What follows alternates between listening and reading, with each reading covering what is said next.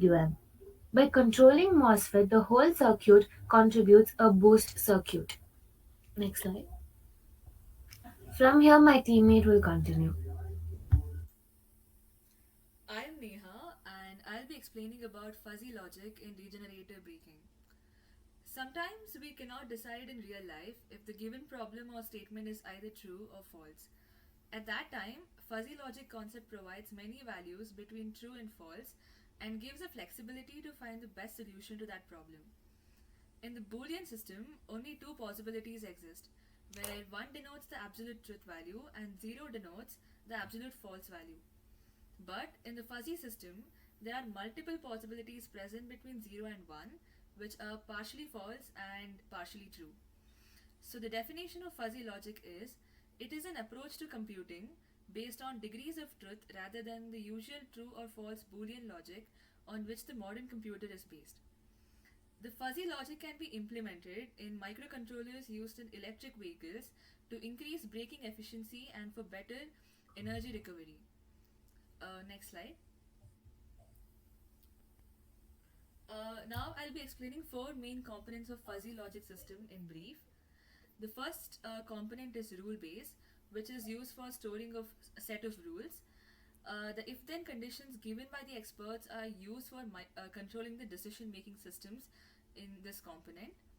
The second component is fuzzification. This module converts the input variables into fuzzy steps.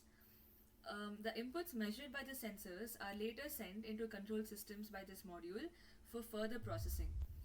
This component also divides the input signals into following states, which are high, medium, and low. The next component is inference engine. This component is a main component in any fuzzy logic system because all the information is processed in the inference engine.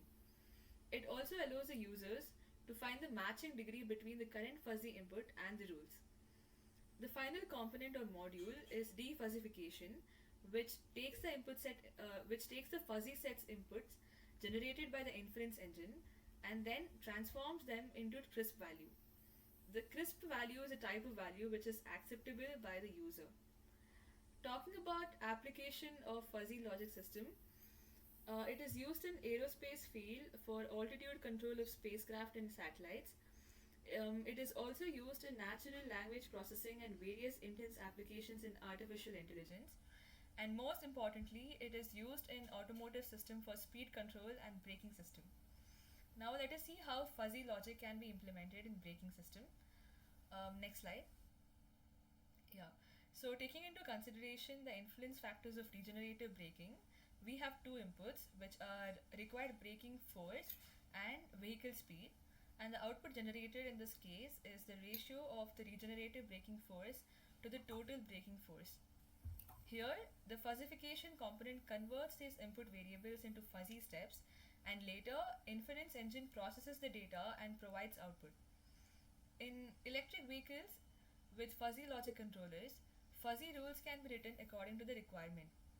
Fuzzy logic controllers are also used for braking force distribution between the front and rear wheels of electric vehicles for smooth braking. So let's see how this is implemented. When large braking force is applied, it means the vehicle has to be stopped immediately. In that case, the proportion of regenerative braking force has to be reduced. When braking force is intermediate, the ratio of regenerative braking force can be increased. Also, for small braking force, a large regenerative braking force can be applied so that maximum possible energy can be regenerated. Vehicle speed is also an important factor in braking safety. When speed is low, regenerative braking force should also be low, and for medium speed, it can be increased to a high value. For a very high speed of vehicle, the regenerative braking force is set at the highest so that maximum energy can be harvested. The linguistic variable of vehicle speed in the case of fuzzy logic system is expressed by the symbols h, m and l, where h ranges from zero point 0.6 to zero point 0.9, m ranges from zero point 0.3 to zero point 0.6 and l ranges from 0 to zero point 0.3. In the table given on the right, um, the table represents the regenerated motor force for different values of applied braking force and motor speed.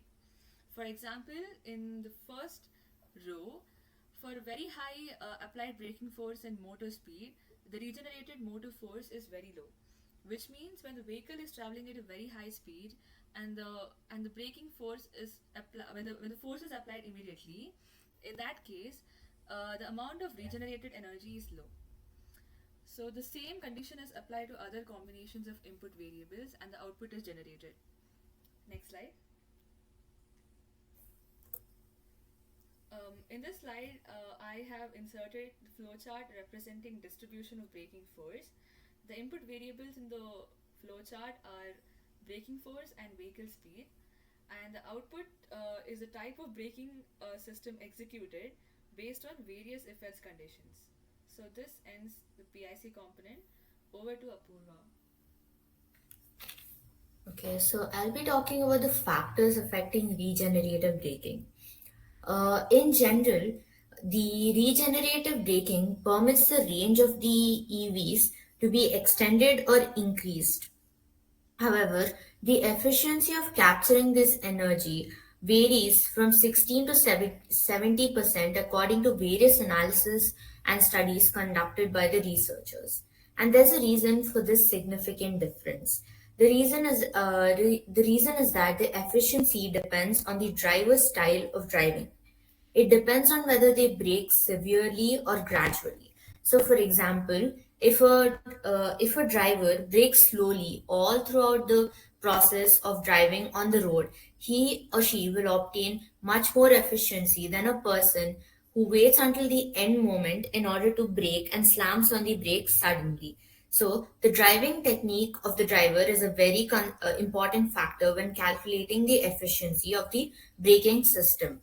And apart from the driving style, the temperature and the atmospheric conditions, that is, the temperature, also affect the efficiency. And the utilization of the conventional brakes or the frictional brakes also result in a difference in the efficiency of the regenerative braking system. And the vehicle size may also be an important factor that affects the efficiency of the regenerative braking. And the reason is that the heavier vehicles have much more momentum and kinetic energy by the virtue of their mass. So, this can be compared to that of a flywheel. A bigger flywheel has a much more higher efficiency as compared to a smaller flywheel. And why have regenerative braking systems become the need of the hour? Why have they why have they become so important? Due to the rapid increase in the world population, the increase in the use of the vehicles is also increasing, and they pose serious threats to the environment and human health due to the vehicle related emissions.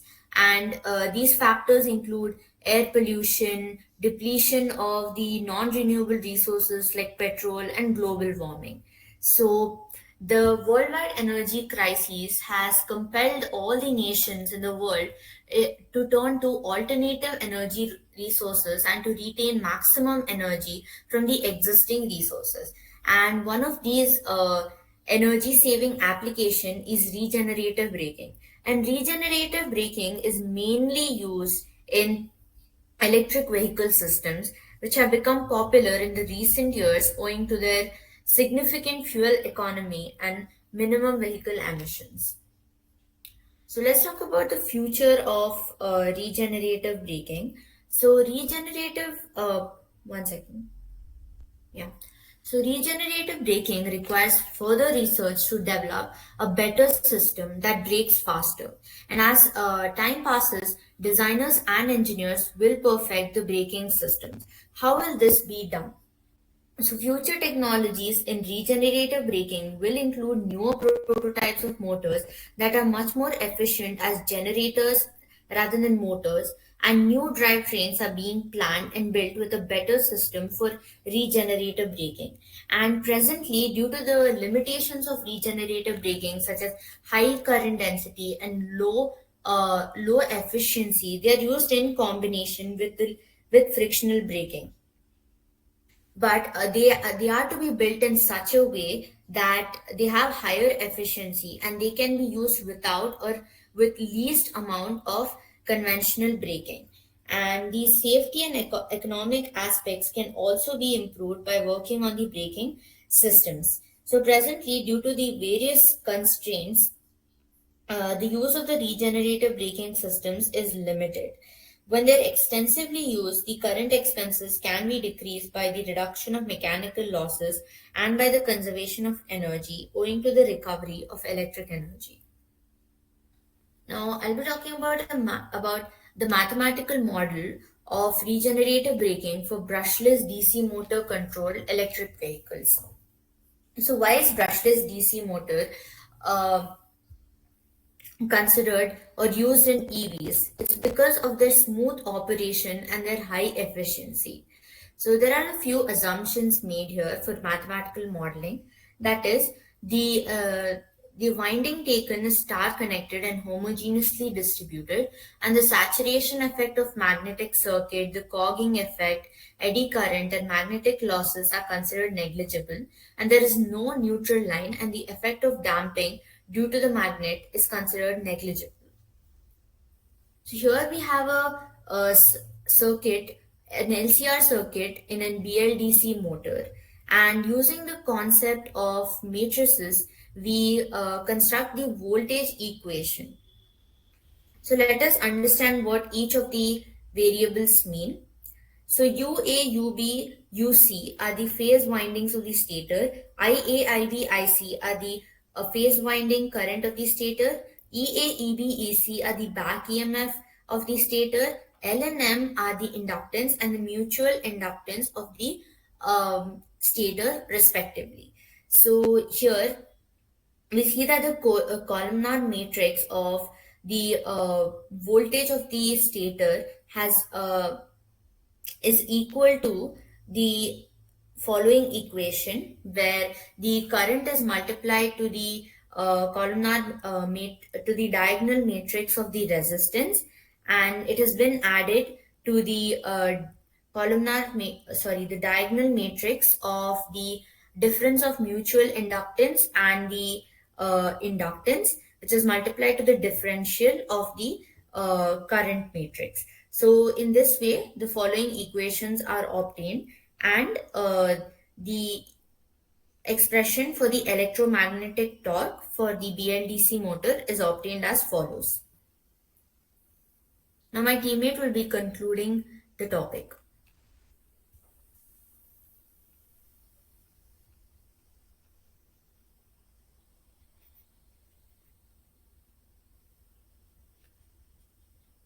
Coming to the end of the presentation, I would conclude by telling RBCs used in vehicles saves a little energy during braking.